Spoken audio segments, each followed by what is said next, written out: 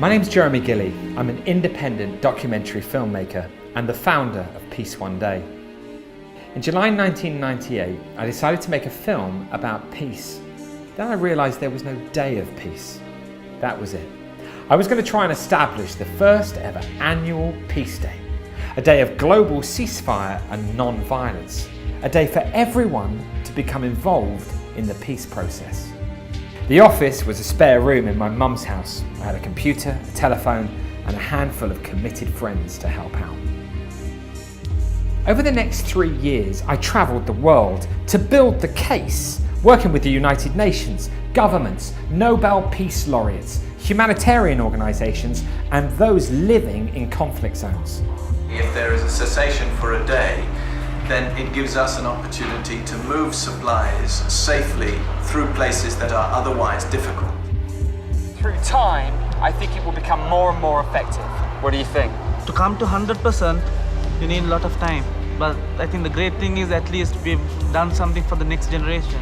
Any moment that we can give the combatants to pause, to think, and reflect on what they are doing to their own people and to the environment will be a great achievement. And I would support it 100%. In September 2001, the member states of the United Nations unanimously adopted a Peace Day, a day of ceasefire and non-violence, the 21st of September, annually. It was incredible. Was originally brought to our attention by a UK-based organisation, Peace One Day. It is so decided. The next challenge was to prove that the day could really work by stopping the fighting in a conflict zone so that humanitarian action could take place. An old friend, Jude Law, wanted to help. After a further 3 years of campaigning, that goal became a reality in Afghanistan, where in 2007, due to everybody's hard work, particularly the United Nations, Peace Day agreements were reached with all sides, including the Taliban. As a result, 10,000 health workers were able to vaccinate 1.4 million children against polio on Peace Day. The UN also announced in Afghanistan that on the day, there was a 70% reduction of violent incidents. It was amazing. The cynic used to say, what difference does a day make? What I saw in Afghanistan was, well, the difference is life or death.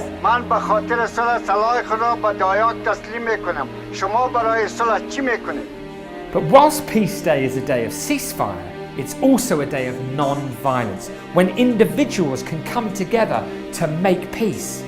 In fact, 97% of the world's violence happens in our communities, our schools, our homes, places of work.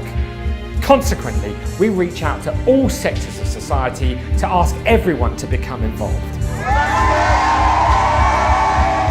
Providing free educational tools, building coalitions of corporations, NGOs and others, creating sport, music and dance initiatives, holding Peace Day celebrations featuring major artists. These are some of the many ways we spread the message. On September 21st, we will be celebrating peace on that one day. I'm delighted that Unilever is a founding member of the Peace One Day Corporate Coalition. Who will you make peace with on the 21st of September?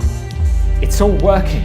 In 2015, we're confident that we exceeded the target of 1.5 billion people exposed to Peace Day. Tijuana tiene que demostrar que queremos. The 21st of September is the day when there's the greatest reduction of violence. Peace Day is bringing the world together, and that's peace building. The International Day of Peace is a time for reflection, a day when we reiterate our belief in non-violence and call for a global ceasefire.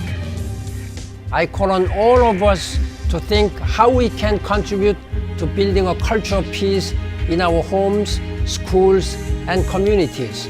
So who will you make peace with on Peace Day, the 21st of September this year? Please follow us on Twitter, join us on Facebook, and get involved. By working together, there will be Peace One Day.